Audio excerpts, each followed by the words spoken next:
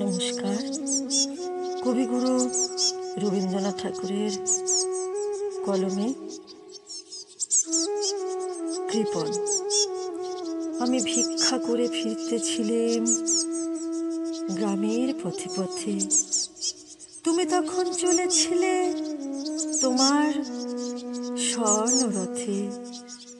অপূর্ব এক স্বপ্ন সম লাগতেছিল চোখে মম। কি বিচিত্র শোভা তোমার, কি বিচিত্র সাজ। আমি মনে ভাবতেছিলাম এ কোন মহারাজ। আজি শুভক্ষণে রাত পোহালো। ভেবেছিলাম তবে আজ আমারে দাঁড়ে দাঁড়ে ফিরতে নাহি হবে। বাহির হতে নাহি হতে কাহার দেখা পেলেম পথে। চলিতে রথ ধন ধান্য ছড়াবে দুই ধারে। মুঠা মুঠা করিয়ে নেব নেব ভারে ভারে। দেখি সহসা রথ থেমে গেল আমার কাছে এসে। আমার মুখ পানে চেয়ে নামলে তুমি হেসে।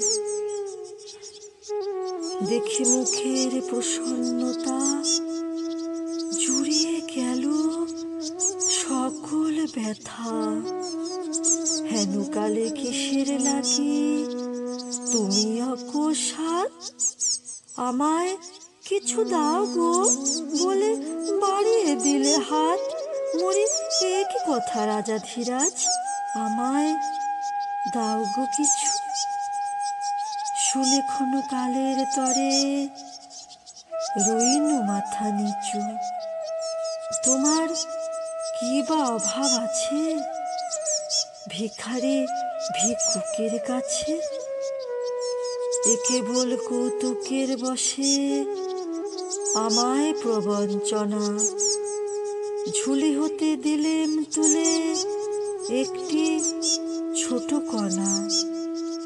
যবে পাত্রখানি ঘরে এনে উজাড় করি, এ কি ভিক্ষা মাঝে একটি ছোট সোনার কণা দেখি।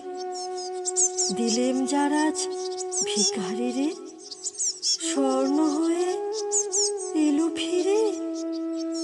তখন কাঁদি চোখের জলে দুটি নয়ন ভরে। তোমায় কেন দিইনি আমার সকল শূন্য করে।